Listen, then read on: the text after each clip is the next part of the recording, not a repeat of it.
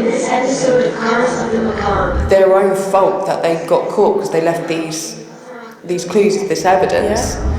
At the officer's funeral, multiple improvised explosive devices were to be detonated with the intent of killing many more law enforcement officers. Investigators found a tarot card labelled Death with the message, "Call me God." Profanity is guaranteed. Viewer discretion is advised.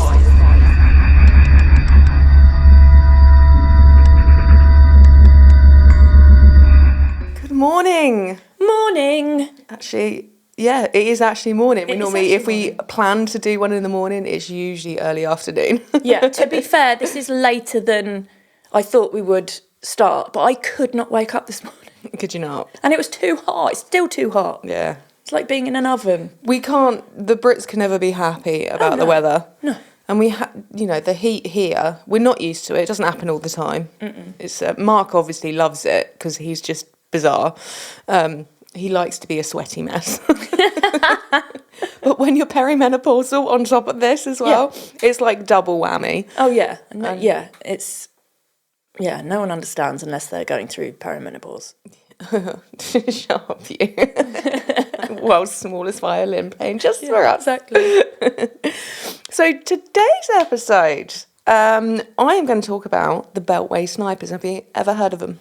No, I haven't. Have you not? No. Okay, to be fair, I hadn't either.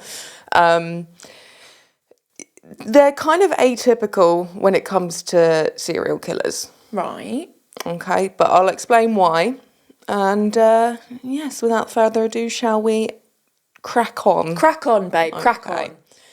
So in October of 2002, the Washington, D.C. metropolitan area was paralysed by a series of sniper attacks that claimed 10 lives and critically injured 3 others over a 23-day period.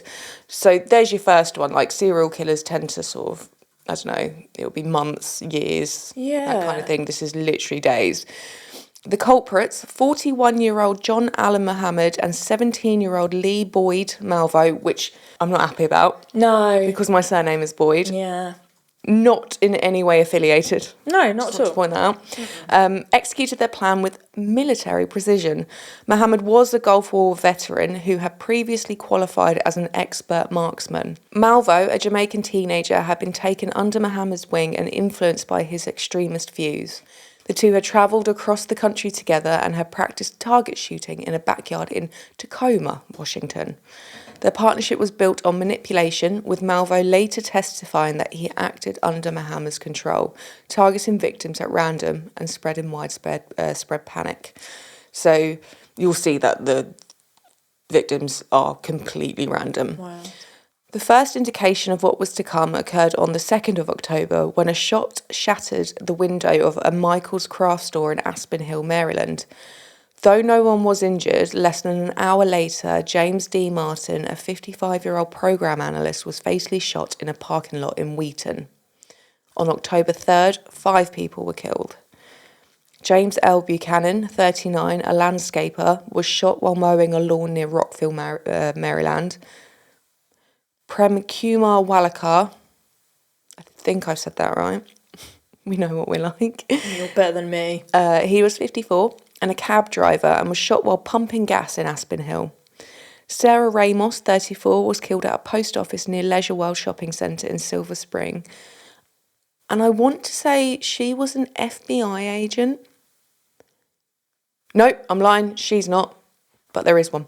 Oh, right. Wow. I will go on. Laurie Ann Lewis Rivera, 25, was shot at a Shell gas station in Kensington. And Pascal Charlot, 72, was shot walking along Georgia Avenue in Washington, D.C. On October 4th, Caroline Sewell, 43, was injured while loading her vehicle in Fredericksburg, Virginia. She survived. Wow. Thank goodness. On October 7th, 13-year-old Iran Brown was critically wounded outside Benjamin Tasker Middle School in Bowie, Maryland. So, ages, massive range. Completely random. Male, female, no specific characteristics or anything like that.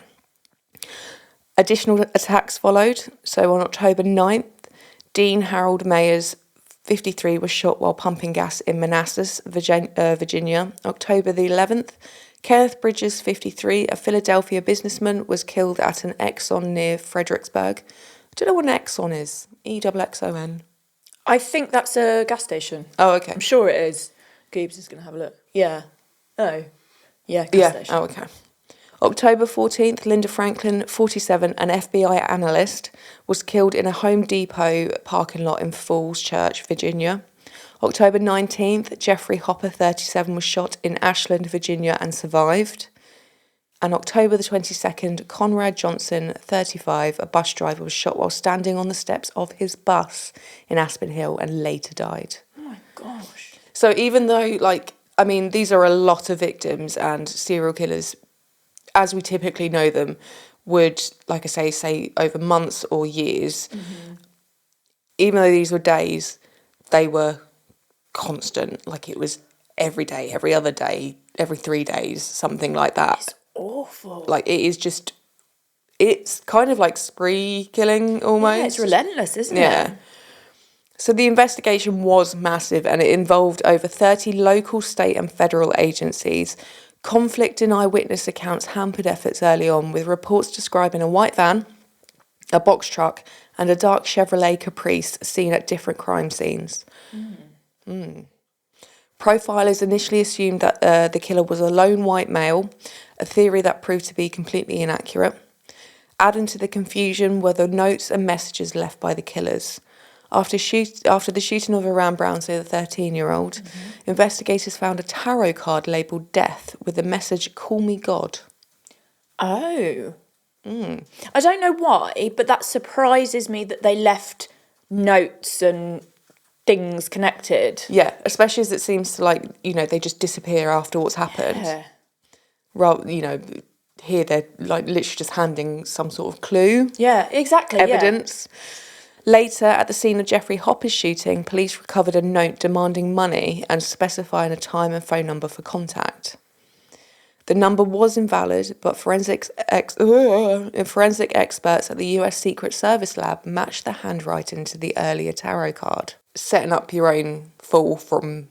Yeah, definitely. Because like you say, it's evidence. I wonder why they left a number that wasn't a number. Why do these people do the things they do? I mean, I don't know. Yeah. It all comes down to why. Yes. And sometimes there is no answer. Perhaps most bizarrely, the killers actually called a Roman Catholic priest in Ashland, Virginia, confessing to the Alabama shooting and instructing the priest to direct law enforcement to the crime scene. Oh. It is bizarre. Really bizarre. This ultimately led to the critical fingerprint match, which Malvo and match with Malvo and further links to Muhammad. I mean, did they want to get caught? Do you know what? I was just about to say, it sounds like they wanted to get caught. It does seem that way, doesn't it? Or it was, it's like they're dangling a carrot and they're like, oh, you might be able to catch us. Yeah. I don't know. But rather than just a carrot, they've dangled like a whole bunch. Yeah, that's it. A whole bag of carrots. That is so strange. Montgomery County Police Chief Charles Moose. Moose. I love that. That sounds like a surname of like a TV detective. It does actually. Today on Moose. Yeah, it does. I really like it. I expect him to have a deer stalker and a magnifying glass. And a pipe. Yes, yeah. Moose. I would watch that show. Me too. He led the case and was supported by the FBI, ATF and Secret Service. A joint operations centre was established and the FBI deployed 400 agents nationwide. Tips were collected via a toll-free hotline. A major breakthrough came on October 17th when a caller directed investigators to a September robbery homicide in Montgomery, Alabama. Fingerprint evidence linked the crime to Malvo, as I mentioned. He'd been previously fingerprinted by immigration authorities because he came from Jamaica. Oh, okay. Further connections were then made to Muhammad, and the duo had been seen, as I mentioned earlier, target shooting in Tacoma. Right. So everything's kind of tying together now. Yeah, absolutely. Police traced a blue 1990 Chevrolet Caprice, registered to Muhammad. On October 23rd, they issued a public alert, and that night, truck driver Ron Lance spotted the car at a rest stop off I-70 near Frederick, Maryland. He blocked the vehicle's exit and alerted authorities. Now, I did read somewhere that they actually bought the car from an auction and it's an old police vehicle. Wow. Yeah. That sounds like it's almost like a more of a dig. Yeah, It's an ex-police vehicle. It's very kind of two fingers up. Yeah. I mean, I don't know if that's intentional or not, but it would seem so. Yeah. You know. At 3:19 a.m. on October 24th, a SWAT team arrested Mohammed and Malvo as they slept in the vehicle, which had been converted into a mobile sniper's nest. Agents found a Bushmaster XM15 rifle, a 223 caliber semi-automatic version of the M4 carbine used by the US military. So that's, Mohammed's obviously pulled on his experience. Yeah. Gosh. They also discovered a scope, tripod, maps, walkie-talkies, a digital recorder, a stolen laptop, and written plans. So this has been a whole. What's the word when the sort of the military are planning something? Like a covert operation? Yeah. Yeah. The trunk had been modified with a concealed firing port near the license plate, and the rear seat was restructured to allow the shooter to lie prone and fire undetected from within the car. Oh, gosh. So it's a completely deadly mobile configuration, and which enabled them to carry out the attacks very quickly and escape unnoticed. Yeah. I don't want to say this, but the thought behind that is quite genius. I was just thinking that is criminal genius, it is. Yeah. Yeah. It's bad genius. Yeah, exactly. Don't be a bad genius. No. Ballistics linked the rifle to 11 of the 14 Beltway shootings. The pair was also tied to other incidents across the US, although they were not prosecuted for those crimes. What? Why? Authorities chose not to pursue charges in these cases because Mohammed had already received a death sentence and Malvo was serving multiple life sentences without the possibility of parole. But then that feels to me like the people that were killed in the different places then don't get their justice. They were just like, oh, well, he's killed this many. He's already, he's going to die. Yeah. How many times can we kill him? I mean, I know there's sort of costs and time and things involved, but I feel like There's no justice. there's no justice because those people then aren't remembered in the way they should be. Yeah, and it's it's answers for the families. Yeah, exactly. There's nothing there. It's No closure for them at all. They did this, but Yeah. oh well. Never mind. I don't like that. It removes the kind of the what if. Yeah. Prosecutors reasoned that additional trials would be costly, emotionally taxing for the victims' families.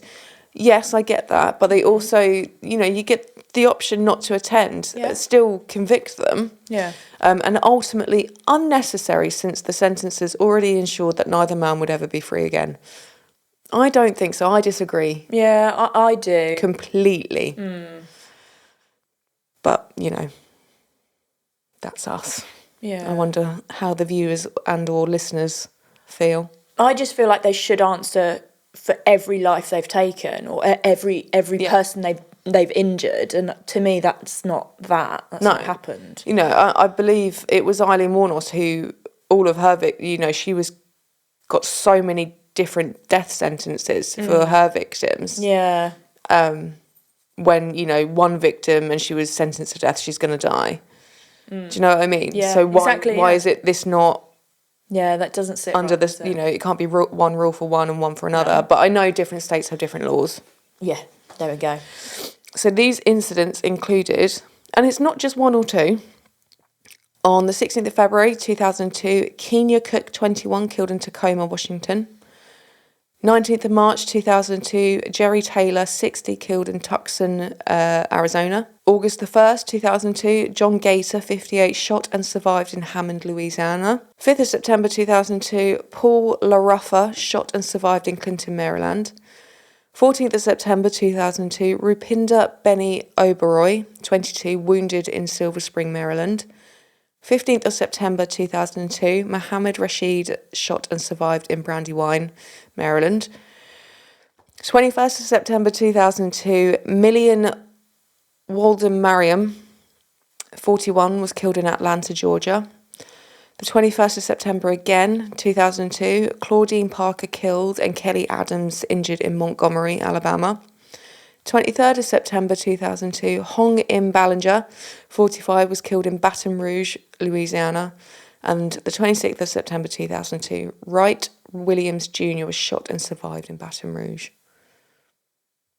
It's just absolutely insane. Oh, the but we're not going numbers. to, like, you know, put you on trial. But don't worry about that. Yeah, What that's the fine. Actual foof. Yeah, it's the distances too. Yeah, completely. There'll be different jurisdictions, surely. Yeah. Each area of where they killed, shot, injured, wounded, they need to hold them accountable. There is Yeah. no, you know... I completely agree. I just feel like, yeah, it feels like it's incomplete because the people haven't been properly recognised. Yeah. Mohammed was tried in Virginia, convicted of capital murder for the death of Dean H. Mayers, conspiracy to commit murder, and illegal use of a firearm. The second capital murder charge was brought under Virginia's anti-terrorism statute, defining homicide committed with the intent to terrorise the public. He was sentenced to death and executed by lethal injection on the 10th of November 2009.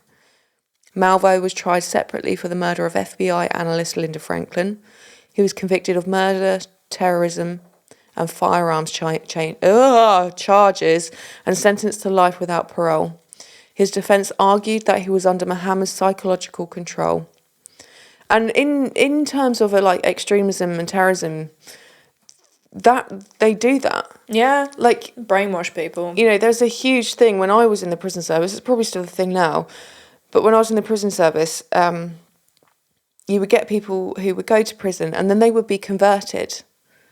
In prison. In prison. Right. And, you know, not just people of that particular, you know, religion or belief system, it would be people that would, you know, it could be anyone who was a Catholic or non-religious or anything like that. And then the ideology, they're essentially brainwashed into, you know, having these extreme beliefs and terrorist ideals and things like that. It's really scary because they'll then prey on sort of perhaps the more younger, vulnerable ones. Yeah. You know, saying we can provide protection. Yeah.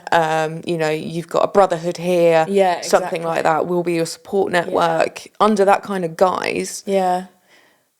But for evil. Yeah, absolutely. And especially in prison because obviously people have time. So much time. You know, I mean, if they then concentrate everything on that, don't they? It's really frightening. Later, Malvo revealed the broader plan during Mohammed's May 2006 trial in Montgomery County, Maryland. He admitted that his earlier statements, claiming he was the triggerman in all the shootings, were false, made in an effort to protect Mohammed from a death sentence. Malvo explained, "I'm not proud of myself, I'm just trying to make amends," expressing deep remorse for his actions. No. No? I don't think he has any remorse. Malvo outlined what he called Mohammed's multi-phase plan. Phase 1 involved meticulous preparation, mapping, scouting and practicing sniper positions throughout the DC area with a goal of killing 6 white people a day for 30 days. Oh my gosh. I mean, they did 23. Wow. And they weren't not all the victims were white either. Yeah. However, logistical challenges like traffic congestion and poor sight lines at some locations disrupted this goal. Phase 2 was designed to be carried out in Baltimore and was more gruesome. The plan included killing a pregnant woman by shooting her in the abdomen and then murdering a police officer. At the officer's funeral, multiple improvised explosive devices were to be detonated with the intent of killing many more law enforcement officers. Oh my gosh. This all sounds like the plot to a really crazy film. Right? Like, I don't know how I haven't heard of this. Same. I'd heard of the names, but I hadn't heard of them called the Beltway Snipers. I don't think I'd heard of any of it, to be honest. It's wild. It is pretty wild. Wild in a bad way. Like, it is precision. And the forethought and the planning, like that is somehow that makes it scarier. It wasn't just done on a whim of like a psychotic break. It was all planned. Yeah. Like, you know, I mean, like a school shooting, there is planning involved, but at some point something has snapped. Yeah. This, to me, doesn't feel like anything's snapped No, because of the level of planning, the types of victims, you know, to the extent of where, right, it's got to be a pregnant woman, then a police officer, then at the funeral we're going to detonate. It's just... And normally a school shooting happens in one day, whereas this is over such a long period of time. Exactly. Wow. I mean, I'm not American. I haven't grown up with the belief that, you know, everyone is entitled to have a gun and things like that. I'm not saying you're right. I'm not saying you're wrong. It's just my personal... There should be stricter gun laws. But, of course, then it comes down to who supports what. Like, does the, you know, the gun... what's it called? The NRA? No? National Rifle Association. Yeah. Is that it? Something like that. Will, I don't know, perhaps like fund perhaps a political, what's the word, election or something like that, or, you know, that kind of thing. So it makes you wonder how deep it goes and why gun laws haven't changed. Oh, yeah, I think there's a lot more to it than is shown. I get the whole, you know, everyone has a right to defend their property and themselves and things like that. But get a baseball bat. Yeah. Dad had one under his bed. Yeah, I used to. I have one in my car. Yeah. Not for any other reason than playing baseball, obviously. I obviously understand, you know, a gun over a baseball bat any day for protection, to protect yourself. I get that completely. But I think, the crazy will always get hold of guns, which then they're out in public. You know, a gun in your... I'm completely ignorant to gun laws and things like that. Yeah, me too. But a gun in the house is different to having like a gun on your person out in public. Yeah, just walking about. Yeah. Yeah. I don't know, maybe I'm just an idiot and I don't know what I'm talking about. The thing is, we haven't grown up No. with any of it. And also, again, like we said before, the states all have different laws. Like, it's so complicated to us, really, and alien. Yeah. Yeah. That it is difficult for us to understand, I suppose. That's it. But, to protect yourself, a gun is obviously going to be better than a baseball bat. But then, in the same breath, if you then kill a person rather than sort of wounding them to stop them, does that then backfire on you? Like, do you then get done for murder or...? It's different in every state, isn't it, though? Again, so I have no idea. I think it's very confusing. You can't get away with that here, anyway. No, absolutely not. So phase 3 involved extorting millions of dollars from the US government. See, that I don't know how they were going to try and execute. No, I don't know how anyone ever thinks they're going to get away with that. This is where what they've done, their behaviour is completely diabolical. But this is where I think they've gone sort of too far into the kind of what kind of power they think they have. Yeah, sociopathic narcissism.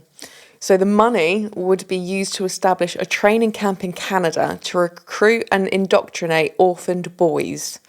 These recruits would be trained to carry out further sniper attacks across the United States, creating a network of youth operatives engaging in acts of terror.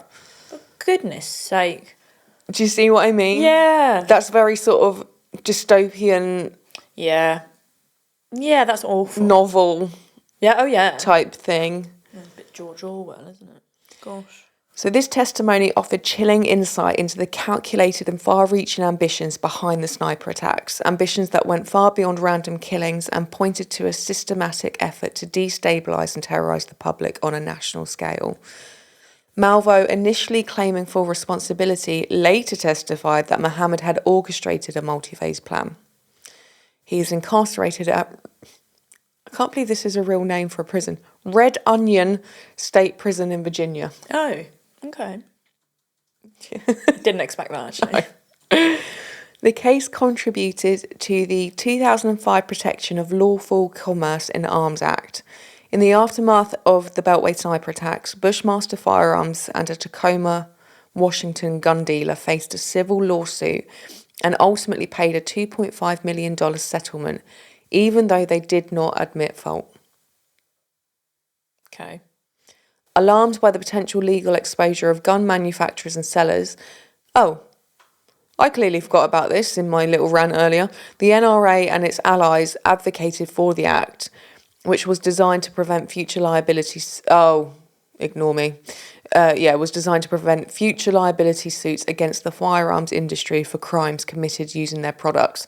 So again, it's the product thing. It's not about the safety of other people. No, of course it is not. The law effectively granted broad legal immunity to gun makers and dealers, barring most civil claims for damages arising from the criminal misuse of firearms.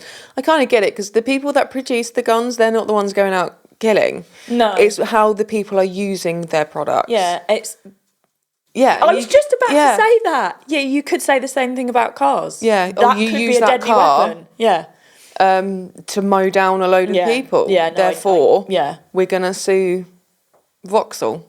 Yeah. Yeah. You know, bazzing around in your little Corsa. Exactly. That could do damage, obviously. Yeah. But... Yeah, no, that's so funny that you said that, because I was literally thinking, hang on a minute. Yeah, that is a bit... Where do you draw the line then? Yeah. That's a difficult one. Again, it's more complex than we've ever been privy to. Mm-hmm. The Beltway sniper attacks were atypical for several reasons. Most serial killers tend to target specific types of victims, so people who share similar characteristics, such as gender, age or race, often driven by personal obsession or psychological patterns. In stark contrast, Mohammed and Malvo selected their victims at random, without regard to race, age, occupation or location. The victims included men and women ranging in age from 13 to 72 and from various racial and socio-economic backgrounds. This lack of a discernible victim profile significantly hampered law enforcement efforts and created widespread indiscriminate fear in the public. I can't remember who it was, one of the serial killers.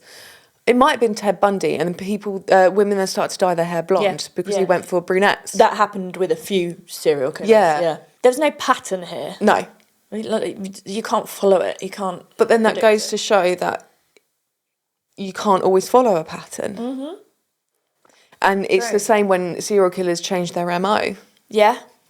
Yeah. And it's all just to confuse everything and to elude escape until... That's it. Because a lot of cases, I always wonder, so, okay, they, for example, think they started at this point and follow that MO, but their MO could have changed and they could have led up to that, so there could have been killings before. Think about how many cold cases there are. Exactly. Yeah. So, yeah. Yeah. God, it's just absolutely beyond. But these have really hammed it up, because not only do they not have specific victim characteristics that they're hunting for, they've got this use of, killing and then just disappearing into thin air, essentially. Yeah. And it was their own fault that they got caught because they left these clues, this evidence. Yeah. So... Yeah, it's just... And a lot of times when I've sort of learned and heard about sniper attacks, like, for example, the Vegas one, it's normally a lot in one day and then they're either caught or... More spree killings. Yeah, spree killings, exactly. Yeah. Or mass shootings. You just wouldn't... It's not even expected to... I'm not you expect any of this. I don't really know how to word it. It's just a lot to get your head around. Yeah. So additionally, their use of a modified vehicle, the Chevrolet Caprice, outfitted as a covert sniper's nest, allowed them to strike from a concealed position and flee undetected, further distinguishing their methodology from typical serial offenders. Their attacks also spanned multiple jurisdictions across several states, which complicated the investigation and required an unprecedented level of coordination among law enforcement agencies. The combination of randomness, mobility, and cross-state operations made the case especially complex and terrifying. But what it does, it remains like a haunting example of domestic terrorism. Yeah. People are worried about, terrorism from afar. Yep. But there is a lot of it on your doorstep as well. Yeah, that is really frightening. We've been in a constant state of like high level security since like 9/11 and things like that. It's like when, I don't really want to get too political, but No. when certain people in certain countries ban people from coming in from... Yeah. It's like, well, but the threat's already here. Mm-hmm. It's, yeah. Yeah.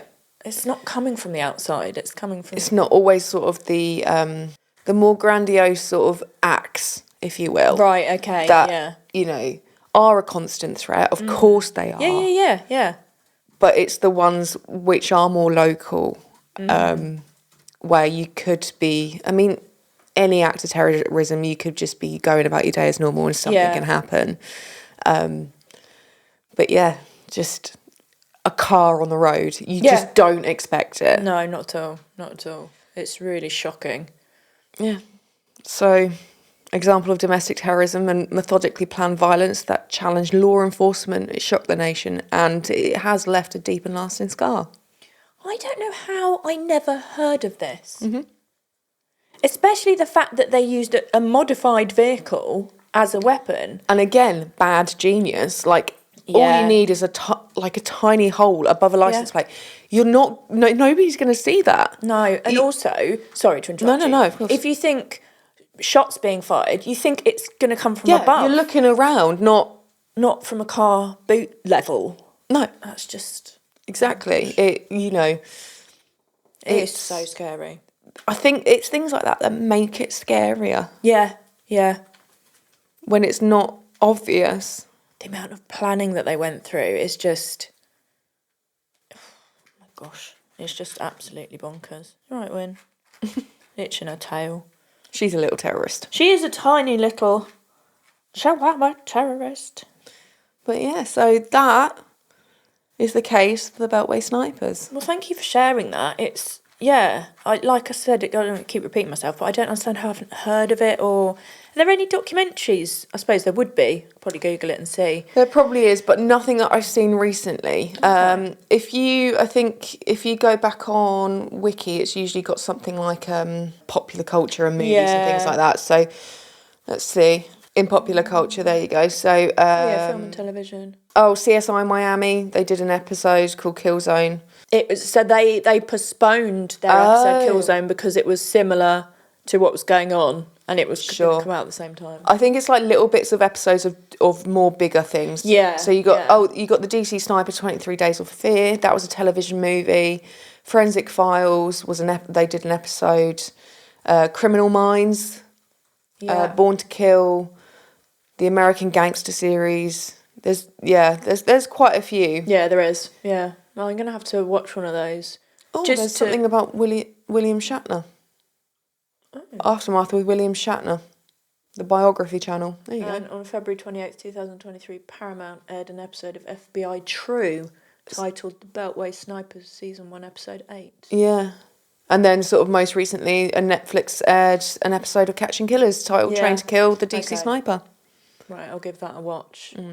But again, I think it's quite insidious how Mohammed's used like his military training for this, because the military, everything is just finessed and things like that to make sure they're protecting the country and things like that, so that they learn certain things, and then that can be used against them. It's like turned around on them. Isn't it? It's just. This kind of thing gives me, many things give me an existential crisis, but this really does. I just find this really frightening. Because then you're never looking at a car the same. No! After learning about things like this, you're kind of walking down the street and something goes past you and you think, oh, Christ. Exactly. Because, you can... Like maybe they've driven a bit too close to you or something. Like, oh, they're after me. Most of us will make sure we're not walking alone at night down dark alleys. Like, you can avoid that kind of thing. You can't avoid this. That's what's so scary. Oh, I'm just not going to leave. That's the thing. I'm never going to be able to fill up my car again. Sugar. I didn't even think. I hate doing that. Oh, it's the worst. I hate fueling up. Washing my hair and doing that. I think we'll be all right in Ely and Newmarket. Oh, you never know. No, Newmarket. No, that's turning into a bloody war zone as it is. Know. Oh my gosh. Yeah, that is. I just can't believe that they modified the vehicle that way. And like I say, it's scarily clever. Evil genius. Evil genius. My gosh. And I don't like to, because you use the term genius in a positive way normally. We need another word for it. Yeah. You can come up with one. We're going to bring out the alley dictionary, aren't we? Because you came up with a really good word earlier. Thank you. I can't repeat it because it's got a swear in it. It does have a swear in it. I'll leave that with you. Thank you very to come up much. with something awesome. Yeah. Yes, that was for all the wrong reasons. That was interesting. Yeah. and very It's fun. enlightening, isn't it? Yeah, Not in a good way. not in a good way. Nothing's in a good way with us. I remember when I first saw Final Destination, and it was like, oh my god, now I'm worried about everything, and that's similar feeling. Obviously, Final Destination is a film, but yeah, this kind of does the same thing. But then how often do you follow behind a log lorry compared to how often you are surrounded by cars? just normal cars. Yeah. Going, oh god, It's it's terrifying. it is terrifying. I apologise for scaring you so. That's okay. It's not your fault. You just have to walk around with Kevlar on. See, Although I I can't don't- afford Kevlar. We do this to ourselves. Yeah. It's like we're really interested in true crime and paranormal. And then we research cases and we're like, now I'm Scare ourselves silly. yeah, Yeah. just the person even like an old 80-year-old man walking down the street. What are you doing? What are you up to? Anyone who's walking that doesn't have a dog, where are you going? Why are you walking? It's completely out of the realms of Yeah. possibility that anyone would enjoy a walk. No, how dare you? I don't trust you.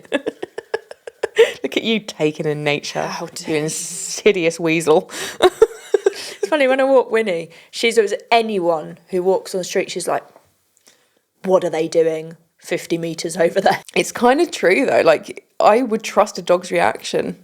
Yeah. Yeah. She's worried about everything though. Well, not Winnie's. I wouldn't trust Winnie's reaction at the moment. It will get better, I'm sure. It will. But, you know, Mark's just said we're going to give people ideas now. Going out to get dogs just so they commit crimes. No, don't do that. No, there's too many crimes with dogs involved as it is. Exactly. Please don't. There's I know that the Night Stalker was one of them, but I know there's others where serial killers would avoid houses where people had dogs. Yes. Well, because it's an alert system, isn't it? It is an alert system. Also, I like to think they didn't want to hurt the dogs. In my mind, that's... There is one serial killer that if there was a dog there, they wouldn't do it because they liked animals. I don't know who that was. I don't know. Google's going to have a look, see. Yeah. We're not very good at remembering, are we? No, I can't remember anything.